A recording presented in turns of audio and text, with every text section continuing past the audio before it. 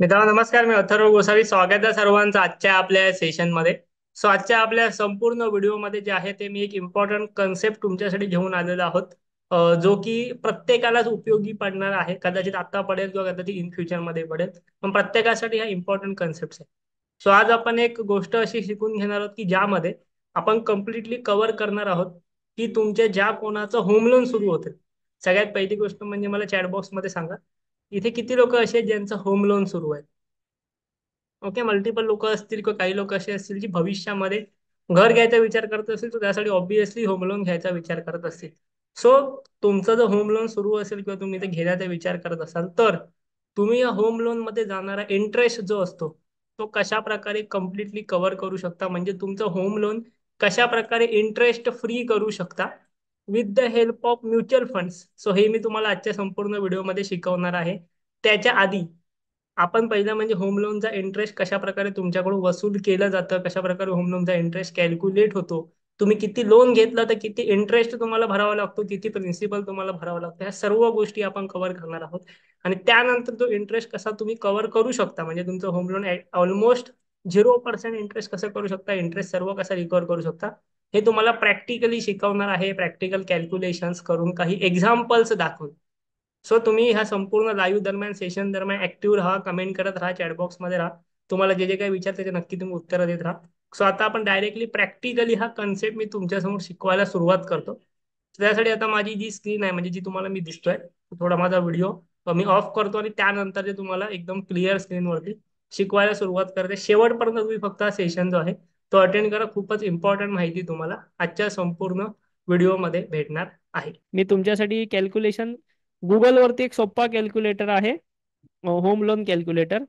जायचं आणि सर्च करायचं. ओके, होम लोन कॅल्क्युलेटर किंवा होम EMI कॅल्क्युलेटर म्हणून कॅल्क्युलेटर आहे. मोबाईलवरती तो अजून चांगल्या पद्धतीने येतो. आता आपण इथे PC वरती वगैरे बघतोय, त्यामुळे कदाचित इथे बघा. ओके, ही वेबसाईट ओपन झाली. कोणत्याही बँकेची असू दे, काही फरक पडत नाहीये. आता फॉर एक्झाम्पल, मी असं कन्सिडर करतो की एखाद्याचा 50 लाखाचा होम लोन आहे. तुम्ही तुमची अमाऊंट इथे टाकू शकता, काही त्याच्यामध्ये प्रॉब्लेम नाहीये. ओके, 50 लाखाचा होम लोन आहे आणि त्यांनी घेतलेला आहे फॉर 25 इयर्स. 25 वर्षासाठी होम लोन घेतलेला आहे आणि रेट ऑफ इंटरेस्ट चालू आहे 8.5. ओके, आता 50 लाख मी कन्सिडर केले. 25 वर्षाच्या टेन्युअरसाठी मी 8.5%च्या इंटरेस्ट रेटने लोन घेतलाय. माझा मंथली EMI किती जातोय? माझा मंथली EMI किती जातोय ह्याच्यामध्ये? अराउंड 40,000 जातो. असं आता मी ना तुम्हाला एक 2 मिनिटामध्ये मोबाईलचा एक स्क्रीनशॉट तुमच्यासमोर शेअर करतो, कारण मोबाईलमध्ये तो कॅल्क्युलेटर फार जास्त चांगला चालतो. त्यामुळे आता इथे बघा, सेम 50 लाखाचा लोन आहे. 25 वर्षासाठी घेतलेला आहे. 8.5 इंटरेस्ट रेट आहे. मंथली EMI जातोय माझा 40,200.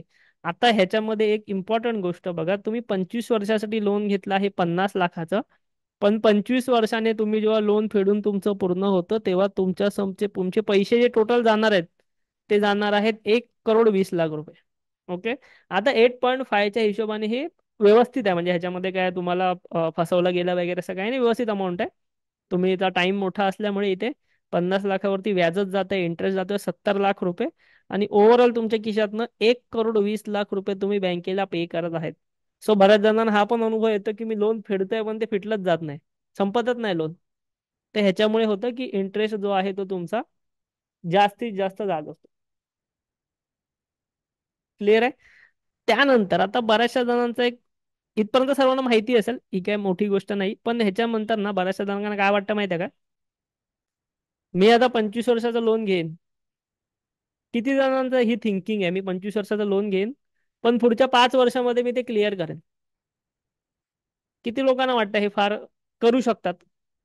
किंवा बऱ्याचशा लोकांची अशी प्लॅनिंग पण असणार, 25 वर्षाचा मी लोन घेईन, पुढच्या लवकरात लवकर क्लिअर करेन, 5 वर्षामध्ये क्लिअर करेन, 3 वर्षामध्ये क्लिअर करेन, जसे पैसे येतील तसे लोन क्लिअर करेन. बरोबर, भरपूर जणांची ही प्लॅनिंग असते. क्लिअर आहे? आता मी तुम्हाला सांगतो की हे जे बँकवाले तुम्हाला लोन देतात, इथे बघा, इथे मी खाली आलो. आता एक गंमत लक्षात घ्या, माझा 50 लाखाचा लोन आहे फॉर एक्झाम्पल, आणि हे इयरली म्हणजे एका वर्षामध्ये, वर्ष सुरू झालं ठीक आहे, पहिलं वर्ष आहे, 50 लाखाचा माझं लोन आहे, 40,000 रुपये मी हप्ता भरतो. 40,000 रुपयाप्रमाणे हप्ता म्हणजे महिन्याचा हप्ता वर्षाचा हप्ता किती झाला? 40 × 12 = 48, म्हणजे जवळपास 4,83,000, बरोबर ना? 40,200 हप्ता होता माझा. 40,200चा हप्ता होता. सो 40,200 इंटू 1 इयर केलं, तर पहिल्या वर्षी मी टोटल किती रुपये फेडले? 4,83,000. पण एक गोष्ट लक्षात घ्या, तुम्ही जे 4,83,000 रुपये फेडलेले आहेत त्याच्यामधला 4,22,000 रुपये फक्त इंटरेस्ट भरलाय तुम्ही. आणि तुमचं जे प्रिन्सिपल आहे, प्रिन्सिपल म्हणजे जी अमाऊंट तुम्ही लोनची घेतली ती फक्त 60,000 चुकती झाली. समजतंय तुम्हाला? फक्त 60,000 अमाऊंट चुकती झाली. ह्याचा अर्थ काय? 60,000ला जर 12ने आपण डिवाइड केलं तर 5, म्हणजे ह्याचा सिंपल अर्थ असा होतो की जिथे तुम्ही दर महिना 40,200 रुपये EMI भरताय, त्या 40,200 मधला तुम्ही तुमचा लोनचा हप्ता भरताय फक्त 5,000, आणि 35,000 रुपये जे आहे तो तुमचा इंटरेस्ट कंपोनंट जातोय सुरुवातीला. किती लोकांना माहिती आहे हे? जेव्हा तुम्ही लोन घेता ना एखादं होम लोन वगैरे, तेव्हा सुरुवातीला फार मोठ्या प्रमाणामध्ये इंटरेस्ट कंपोनंट घेतला जातो तुमच्याकडून.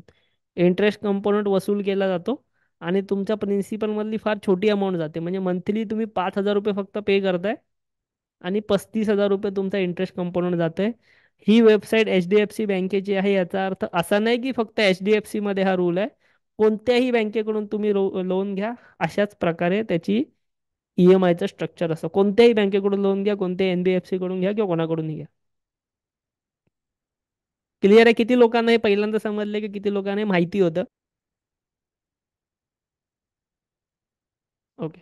आता सेकंड थिंग, बरं, मोस्ट ऑफ द लोकांना हे माहिती असतं, पण आता ह्याच्यामध्ये अजून एक गोष्ट. ठीक आहे, तर तुम्ही बोललात की मी 5 वर्षानंतर लोन क्लिअर करेन. ठीक आहे, 5 वर्षामध्ये मी मॅक्सिमम क्लिअर करायला बघेन. पहिल्या वर्षामध्ये तुम्ही तुमचं प्रिन्सिपल भरलंय फक्त 60,000. सेकंड इयरमध्ये प्रिन्सिपल भरलं फक्त 65,000. At the end of the 5 years तुम्ही 50 लाखामधले तुमचे 47 लाख रुपये फेडणं अजून बाकी आहे. म्हणजे 5 वर्षामध्ये तुम्ही तुमच्या प्रिन्सिपल अमाऊंट मधले फक्त 2,75,000 रुपये फेडू शकलात. क्लिअर? आता तसं बघायला गेलात तर तुमच्या अकाउंटमधनं पैसे किती गेलेत? तुमच्या अकाउंटमधनं गेल्या 5 वर्षामध्ये पैसे गेले 4,83,000 इंटू 5. आपण ते पण करून बघूया. 4,83,000 टू 5 झालं 24,15,000 रुपये तुम्ही भरले. 5 वर्षामध्ये तुम्ही मेहनत करून जे आहे ते 24 लाख रुपये पे केले. पण हे 24 लाख रुपये पे केल्यानंतर तुम्हाला असं दिसलं की तुमच्या 50 लाखामध्ये फेडले गेलेले आहेत फक्त 2,75,000. म्हणजे जे तुम्ही बोलताय ना की 5 वर्षामध्ये मी क्लिअर करेन, सो 5 वर्षामध्ये तुम्ही 2,24,000, सॉरी 24 लाख समजा तुम्ही पे केलेत तुमच्या बँक अकाउंटमधनं, पण त्यातले तुम्ही 2,75,000च प्रिन्सिपल पे करू शकलेला आहात. म्हणजे तुमचं लोन जे म्हणतात ना की संपत का नाही, ते ह्यामुळे नाही संपत की सुरुवातीला most of the interest component तुमच्याकडून घेतला जातो, तुमच्याकडून वसूल केला जातो. कारण की तुम्ही लगेच तुमचं लोन फेडून मोकळं नाही व्हायला पाहिजे. बरं, लगेच तुमचं लोन फेडून मोकळं नाही व्हायला पाहिजे. म्हणजे जर 5 वर्षाने तुम्हाला तुमचं लोन फेडून मोकळं व्हायचं असेल ना, तर 5 वर्ष झाल्यानंतर तुम्हाला 47 लाख पे करावे लागतील. तेव्हा तुमचं लोन शून्य होईल 5 वर्षाने. माणूस काय विचार करतो, मी 5 वर्षामध्ये 24 लाख पे केलेत, म्हणजे ऍटलिस्ट माझं किती लोन कमी झालं पाहिजे? बरोबर, पण तुमचं लोन कमी होते फक्त 2,75,000, म्हणजे अराउंड तुम्ही पकडा की 10% पण नाही. फक्त 10% तुमचे पैसे प्रिन्सिपलच्या ते गेले. बाकी सर्व तुम्ही इंटरेस्ट पे केलात. बँकेला तुम्ही जवळपास 22 लाखाचा इंटरेस्ट पे केलात. तुम्हाला फायदा झाला फक्त 2,75,000. असं तो 5 वर्षाने तुम्ही बँकेत जाणार ना, मला माझं लोन क्लिअर करायचं आहे, तर बँक तुम्हाला बोलणार ठीक आहे, 47,25,000 भरा, लोन क्लिअर करेल. लोन तुम्ही तुमचं क्लिअर करून घ्या. ठीक आहे. सो अशा प्रकारे जसं तुम्ही एंडिंगकडे जाता 25 वर्ष, तेव्हा जाऊन कुठे तुमचा प्रिन्सिपल जो असतो तो जास्त जातो. म्हणजे सुरुवातीला तुमचा प्रिन्सिपल फार जास्त कमी जातो, जास्त इंटरेस्टच जातो. क्लिअर आहे? लोन घेणं वाईट नाहीये किंवा होम लोन घेणं हे चुकीचं नाहीये, पण होम लोनचं हे जे स्ट्रक्चर आहे ना, हे फक्त बँकेच्या बेनिफिटसाठीच तशा प्रकारे बनवलेलं आहे की पहिल्या सुरुवातीला तुमचा इंटरेस्टच जाणार आहे. तुम्ही जर तुमचं प्रिन्सिपल अमाऊंट बघत असाल तर ती अजिबात कमी होणार नाहीये सुरुवातीची 5 वर्ष तरी. दर वर्षाला हार्डली तुमची 50-60 50-60 हजार कमी होते. सो हे एक इम्पॉर्टंट फॅक्टर आहे. सो त्यामुळे पास जर तुम्ही करायचं बघत असाल तर तुम्हाला 1-2 हप्ते वर्षाला एक्स्ट्रा भरावे लागतील, तरच काहीतरी तिकडे जाऊन इफेक्ट पडेल. सो हे होतं एकदम बेसिक जे तुम्हाला माहीत असलं पाहिजे जर तुम्ही लोन घेतलं असेल तर ऍक्च्युली मध्ये. त्यानंतर सेकंड थिंग, जो मी तुम्हाला टॉपिक सेकंड सांगितलेला होता, हे तर सर्वांना समजलं की तुम्हाला हे होम लोन इंटरेस्ट फ्री कसं करायचं आहे. आता तर तुम्हाला एवढं तर माहिती आहे ना की तुमचा इंटरेस्ट फार जास्त जातोय आणि तो फार वेगळ्या पद्धतीने जातोय. फार जास्त जातोय तर दुःख नाही, पण फार वेगळ्या पद्धतीने तो तुमच्याकडून घेतला जातोय. सो आता आपलं एम हेच आहे की हे होम लोनचा जो इंटरेस्ट माझा एवढा जाणार, म्हणजे जर 50 लाखाचं लोन मी घेतलंय 25 इयर्ससाठी, तर ह्याच्यावरती एक्स्ट्रा 70 लाख माझा इंटरेस्ट जाणार. सो हा 70 लाखाचा इंटरेस्ट मला परत कसा मिळू शकेल, तर दुसरे असे काय माध्यम आहे जिथून मी हा इंटरेस्ट परत मिळवू शकेन. क्लिअर. सो ती गोष्ट आता आपण इथे बघायची. आता एक गोष्ट लक्षात घ्या, जर तुम्ही 25 वर्ष, म्हणजे तुम्ही आता 25 वर्षाचं लोन जर घेतलं असेल तर हाच विचार करून घेतला असेल ना की मी 25 वर्ष पुढची आरामात एकदम शिस्तबद्ध पद्धतीने लोन फेडू शकेन. म्हणजे मी एकदम डिसिप्लिन राहीन, एकही हप्ता चुकवणार नाही, एकही ईएमआय चुकवणार नाही आणि 25 वर्ष माझं लोन फेडेन. ऍटलीस्ट 15 वर्षात फेडेन, 20 वर्षात फेडेन, 25 वर्ष नाही म्हटलं तरी. सो तेवढ्याच डिसिप्लिनने तुम्हाला सेम इन्व्हेस्टमेंट करावी लागेल. पण इन्व्हेस्टमेंटचा एक सिम्पल रूल आहे, म्हणजे म्युच्युअल फंडच्या इन्व्हेस्टमेंटचा ह्याच्यामध्ये सिम्पल रूल आहे. तुमचा किती हप्ता जातोय, जर मला तुम्ही सांगू शकत असाल चॅटबॉक्समध्ये तर नक्की सांगा, परत मी एकदा प्रायव्हेट केली आहे. आता फॉर एक्झाम्पल इथे माझा 50 लाखाच्या होम लोनचा मला इथे दिसतंय की 40,200 हप्ता जातोय. ठीक आहे. 40,200 रुपये माझा हप्ता जातो आहे 8.5च्या इंटरेस्ट रेट प्रमाणे. ठीक आहे. तुम्हाला जर तुमचा इंटरेस्ट रेट, तुम्हाला जर तुमचा लोन इंटरेस्ट फ्री करायचं असेल तर जेवढा तुमचा ईएमआय आहे त्याच्या फक्त 10% तुम्हाला एसआयपी करावी लागेल. लक्षात घ्या मी काय बोलतो, जेवढा तुमचा ईएमआय आहे त्याच्या फक्त 10%. आता मला असं वाटतं की मोस्ट ऑफ दी लोक, 99% लोक ही गोष्ट करू शकतात. जर तुम्ही 30,000चा हप्ता भरताय तर आरामात तुम्ही 3,000ची एसआयपी तर करू शकता. मी असं नाही बोलत आहे की 30,000चा हप्ता तर 30,000चीच एसआयपी झाली पाहिजे. फक्त 10% मिनिमम जास्त करत असाल खूप चांगली गोष्ट आहे. आता समजा हे कसं होईल ते बघूया. आता हा फोटो परत एकदा डोळ्यासमोर घ्या. कुठे गेला तो फोटो, हा फोटोमध्ये बघा.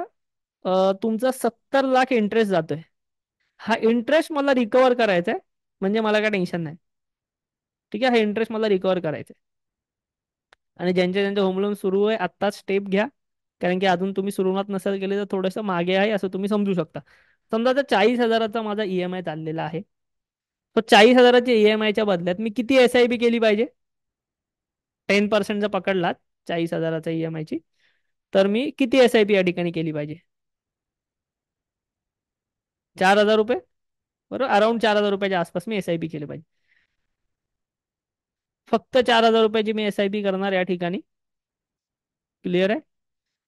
माझ्या लोनचं टेन्युअर किती आहे, 25 वर्ष आहे. सेम टायमिंग मी ठेवणार. 4,000ची एसआयपी जी आहे ती मला करायची आहे फॉर 25 इयर्स. आता एक गोष्ट लक्षात घ्या, मी 4,000ची एसआयपी करतोय 25 वर्षासाठी. मला फक्त आणि फक्त 12% रिटर्न भेटतात. फक्त आणि फक्त 12% सीएच्या रिटर्न भेटतात. एक गोष्ट लक्षात घ्यायची, जेव्हा तुम्ही 25 वर्षाच्या टाइम पिरियडसाठी इन्व्हेस्ट करताय तेव्हा तुम्ही रिस्क जास्त घेऊ शकता. स्मॉल कॅपमध्ये, मिड कॅपमध्ये तुम्ही जास्त पैसे लावू शकता, जिथे तुम्हाला रिटर्न्स 20% सुद्धा भेटेल, 25% सुद्धा भेटेल, कितीही भेटेल. पण मी पकडलाय फक्त 12%, कारण मला तुम्हाला एकदम लोएस्ट लेवलवरती येऊन कॅल्क्युलेशन दाखवायचंय. 4,000 रुपयाची एसआयपी तुम्ही 25 वर्ष केला, 4,000 रुपये इज 10%, लेस दॅन 10% आहे ते, कारण तिथे 40,200 होतं. 4,000ची एसआयपी तुम्ही 25 वर्ष करता आहात, तुमची अमाऊंट मॅच्युरिटीला बनते आहे 75 lakhs रुपीजच्या आसपास. आता आपण 25 वर्षाचा टेन्युअर पकडलेला आहे. ठीक आहे. सो आपण समजा रिटर्न 14% पकडू, कारण की निफ्टी जे आहे, निफ्टीने सुद्धा 14%चे रिटर्न्स लॉंग टर्म मध्ये दिलेले आहेत गेल्या 15 ते 20 वर्षात. सो फक्त 14% पकडू, कारण की आपला हॉरिझॉन, टाइम हॉरिझॉन फार मोठा आहे 25 वर्ष म्हणजे. तुमचा इथे कॉर्पस बनतो आहे 1 CR रुपीजच्या आसपास, 1,10,00,000. तुमचा इथे इंटरेस्ट किती गेला, 70 लाख. ठीक आहे. म्हणजे याचा अर्थ तुम्ही तुमचा जो इंटरेस्टचा जे पेमेंट आहे ते आरामात रिकवर करता आहात, फक्त 10% तुमच्या SIP चे इन्व्हेस्ट करून. क्लिअर आहे.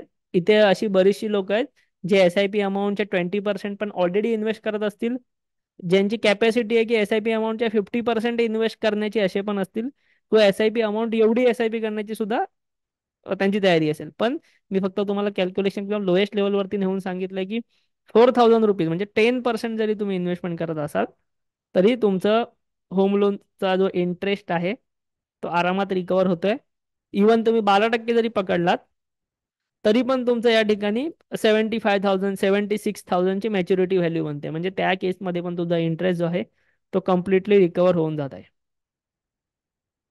ओके. कारण की एक गोष्ट लक्षात घ्या, जरी तुम्ही तुमचं होम लोन कंप्लीट करायला गेलात, तरीही तुम्हाला हा जो फॅक्टर आहे इंटरेस्ट रेटचा, त्यामुळे तुमचा सुरुवातीला इंटरेस्ट पेड होतोय. ठीक आहे, सुरुवातीला तुमचा इंटरेस्ट पेड होतो आहे. त्यामुळे जरी तुम्ही 5 वर्षाने गेलात ना, तरी तुम्हाला मोठी अमाऊंट इथे भरावी लागणार आहे. सो त्यापेक्षा तुम्ही जर हे लोन रेग्युलरली फेडलात पुढच्या 25 वर्षासाठी, 20 वर्षासाठी, 15 वर्षासाठी, आणि 10% अमाऊंट फक्त SIP केलात, तरी तुम्हाला याचा चांगला रिटर्न भेटणार. कारण की तुम्ही हप्ता देता 8.5 ने, आणि तुम्ही रिटर्न्सची एक्सपेक्टेशन ठेवलेली आहे 12 ने. सो तुम्हाला पैसा वाढतोय जास्त गतीने आणि कमी होतोय कमी गतीने. त्यामुळे इम्पॉर्टंट गोष्ट मला तुम्हाला सांगायची ती म्हणजे, तुमचं जर आपल्याकडे आपल्या अंडर SIPचं अकाउंट असेल, ऑलरेडी अकाउंट वगैरे सर्व फ्री आहे, ते जर तुमचं असेल, तर आपण काय करतो, तुम्हाला आठवड्यातनं 3 लाईव्ह सेशन घेतो. 8 वाजता हे लाईव्ह सेशन असतात. ज्यांचे ज्यांचे आपल्याकडे म्युच्युअल फंडची SIP सुरू केलेली आहे त्यांच्यासाठी आठवड्यातनं 3 लाईव्ह सेशन असतात. तुम्ही SIP, एक गोष्ट लक्षात घ्या, SIP बरेचसे लोक कुठेही करत असतील, ग्रोवर करत असतील, एंजलवर करत असतील, पण तिकडे तुम्हाला एक्स्ट्रा व्हॅल्यू भेटत नाहीये, किंवा म्युच्युअल फंड बद्दल त्यांच्याकडून तुम्हाला शिकायला एक्स्ट्रा नाही भेटणार आहे. ही जे SIP तुम्ही आपल्याकडे सुरू करत असाल, तुम्हाला आठवड्यातनं 3 लाईव्ह सेशन भेटतात. Mutual fund filtration process, fund allocation तुमचं कशा प्रकारे असलं पाहिजे, सोबत तुम्हाला लाईव्ह मार्केटमध्ये अलर्ट पण दिले जातात, कोणत्या फंडमध्ये तुम्ही करू शकता वगैरे. तुम्हाला म्युच्युअल फंडचा एक ॲडव्हान्स कोर्स दिला जातो. जेव्हा तुम्ही अकाउंट खोलल्यानंतर SIP सुरू करता, म्युच्युअल फंडचा ॲडव्हान्स कोर्स मी स्वतः लाईव्हमध्ये घेणार आहे. मे महिन्यामध्ये तो सुरुवात होणार आहे, ज्यांचे ज्यांचे SIP अकाउंट्स आहेत त्यांच्यासाठी. आणि तुम्हाला बाकी सर्व लाईफ टाईम लर्निंग कॉन्टेंट तुमचा एक ग्रुप सुद्धा बनतो. तुम्हाला रेकॉर्डेड व्हिडिओ वगैरे सर्व दिले जातात. ओके. सो सगळ्यात इम्पॉर्टंट आणि सगळ्यात महत्त्वाची गोष्ट म्हणजे, तुमच्यापैकी ज्या पण लोकांना आपल्यातर्फे म्युच्युअल फंडचा अकाउंट सुरू करायचं असेल, सो त्याआधी मी एक तुम्हाला थोडीशी माहिती देतो यासंबंधी, म्हणजे तुम्हाला नंतर कन्फ्युजन नाही झालं पाहिजे. आता बघा, म्युच्युअल फंडचे बरेचसे सारे ब्रोकर आहेत, जसं की ग्रो आहे, अपस्टॉक आहे, किंवा एंजल वगैरे आहेत. तसं आपण काम करतो एका डिस्ट्रीब्युटर सोबत. त्या डिस्ट्रीब्युटरचं नाव आहे एसेट प्लस. सो ह्या डिस्ट्रीब्युटर सोबत आपण पार्टनर आहोत. आम्ही स्वतः AMFI register mutual fund distributor आहे. सो इथे तुम्हाला तुमचं अकाउंट ओपन करावं लागतं. आता तुम्हाला मी नेहमी सेशनमध्ये हे सांगतो की तुम्हाला डाऊट येत असेल कदाचित, की हे जेवढे पण ॲप्लिकेशन आहेत, समजा जेवढे पण ॲप्लिकेशन आहेत, ह्याच्यापेक्षा कोणता ॲप्लिकेशन ह्याच्यापैकी समजा बंद पडला, तर तुमच्या म्युच्युअल फंडच्या युनिट्सचं किंवा तुमच्या स्टॉकचं काय होईल? किती जणांना हा क्वेश्चन आहे? सो एक गोष्ट लक्षात घ्या, हे म्युच्युअल फंड जे असतात किंवा स्टॉक्स जे असतात ना, ते एका कस्टडीमध्ये सेव्ह होतात, आणि त्यांचा ह्या सर्वांशी काही संबंध नसतो. समजा तुमचं उद्या एखादं ॲप्लिकेशन बंद जरी पडलं, उद्या कोणतंही XYZ ॲप्लिकेशन बंद पडलं, ज्यात तुम्ही स्टॉक इन्व्हेस्टमेंट करताय, ज्यात तुम्ही म्युच्युअल फंड इन्व्हेस्टमेंट करताय, तरी तुमचं काहीही जाणार नाहीये. कारण तुमच्या म्युच्युअल फंडचे जे युनिट्स आहेत, पहिली गोष्ट म्हणजे तुम्ही म्युच्युअल फंडचे पैसे देत आहात AMCs ना. AMC कोण असतात? Asset management company. HDFC AMC असेल किंवा कोटक असेल, जे म्युच्युअल फंड असतात, कॉन्ट असेल, ह्यांच्याकडे तुमचे पैसे जातात. हे फक्त मधले माध्यम आहेत. तुमचे पैसे ह्यांच्याकडे जाणार, आणि ह्यांच्याकडून जे युनिट भेटतात ते कस्टडीमध्ये स्टोअर होतात. म्हणजे उद्या कोणीही ब्रोकर बंद पडला, तुमचं काही जात नाही. तुम्ही तुमच्या म्युच्युअल फंडची युनिट 2 मिनिटांमधनं एका ब्रोकरकडून दुसऱ्या ब्रोकरकडे शिफ्ट करू शकता. ठीक आहे. सो हा तुम्हाला अजिबात प्रश्न नाहीये. हे सगळे ब्रोकर जे आहेत ते रजिस्टर्ड ब्रोकर असतात, एमफी रजिस्टर्ड ब्रोकर असतात. त्यामुळे तुम्हाला त्याची काही चिंता करण्याची गरज नाहीये. तुम्हाला जर तुमच्यापैकी कोणाला ह्याच्यामध्ये म्युच्युअल फंडमध्ये आपल्यातर्फे SIP सुरुवात करायची असेल, SIP तुम्हाला ज्या हव्या त्या फंडमध्ये तुम्ही करू शकता. आपण पण तुम्हाला नॉलेज देणारच, पण तुम्हाला तुमच्या फंडमध्ये करायचं तुम्ही करू शकता. ज्या पण कोणाला आमच्यातर्फे म्युच्युअल फंडमध्ये SIP सुरुवात करायची असेल, चॅटबॉक्समध्ये लिंक दिली आहे, आपल्या कम्युनिटीमध्ये जॉईन व्हायचं असेल तर चॅटबॉक्सच्या लिंकमधनं आम्हाला मेसेज करा. तिकडे तुम्हाला एका ॲप्लिकेशनची लिंक देईल, तिकडे तुम्ही अकाउंट ओपन करून घ्या. तुम्हाला लगेच आपल्या ग्रुपमध्ये ॲड केलं जाईल. तिकडे तुम्ही आठवड्यातनं 2 ते 3 दिवस जे आहेत, आठवड्यातनं 3 दिवस तुम्हाला लाईव्ह सेशन असतात रात्री 8 वाजता. त्याचं रेकॉर्डिंग पण असतं. तिकडे तुम्हाला सर्व गोष्टी शिकायला भेटतील. ओके. चॅटबॉक्समध्ये तुम्हाला ह्याच्यासाठी लिंक दिलेली आहे, तिकडून तुम्ही आम्हाला मेसेज करू शकता. सोबतच ज्या ज्या लोकांना अकाउंट ओपन करायचं आहे, मला चॅटबॉक्समध्ये तुम्ही फक्त यश टाईप करून सांगा. मी तुम्हाला ती सुद्धा प्रोसेस जी आहे ती समजावून देतो. ठीक आहे. सो इथे माझ्याकडे अकाउंट ओपनिंगचा एक व्हिडिओ आहे. मी तुमच्यासोबत तो व्हिडिओ रन करतो तुमच्यासमोर, जेणेकरून 2 मिनिटात तुम्हाला सर्व समजून येईल. तुम्हाला आता चॅटबॉक्समध्ये एक लिंक भेटते, त्यावरनं आम्हाला मेसेज करा. तिकडे तुम्हाला आपल्या एका ॲप्लिकेशनची लिंक येईल. हे ॲसेट प्लसचं जे आहे ते ॲप्लिकेशन आहे. आता ह्याच्यामध्ये तुम्हाला कशी प्रोसेस करायची बघा. लिंकवर जेव्हा तुम्ही क्लिक करणार तेव्हा तुमच्यासमोर असं पेज येईल.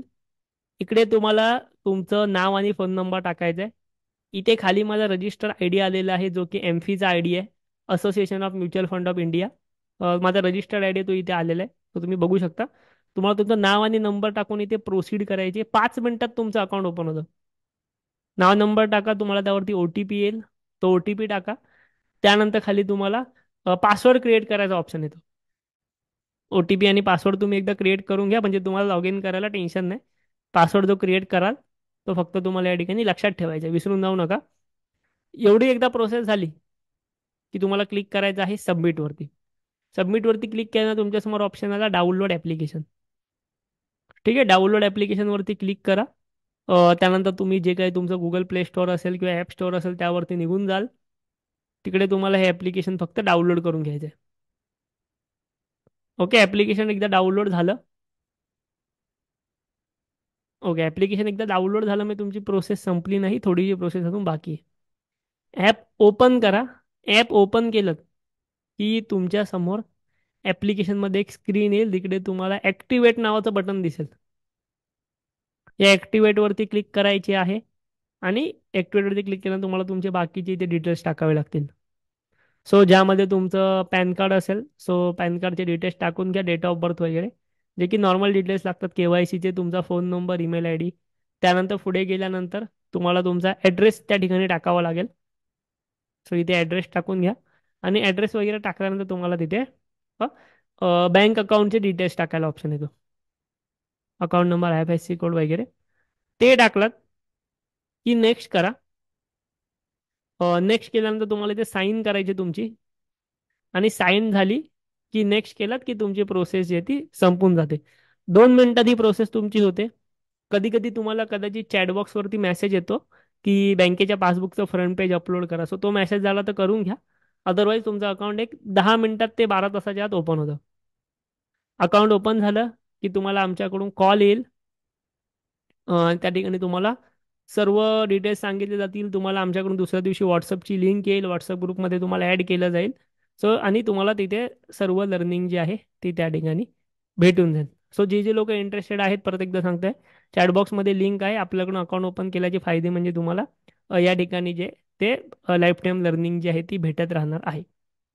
ओके. 200-250 पेक्षा जास्त इन्व्हेस्टर ऑलरेडी आपल्याकडे आहेत. सो तुम्ही त्याच्यामध्ये प्रोसेस सुरू करू शकता. मेसेज केलात की तुम्हाला लिंक येणार. सो प्रत्येकाला ज्याला इंटरेस्ट आहे त्यांना नक्की मेसेज करून घ्या.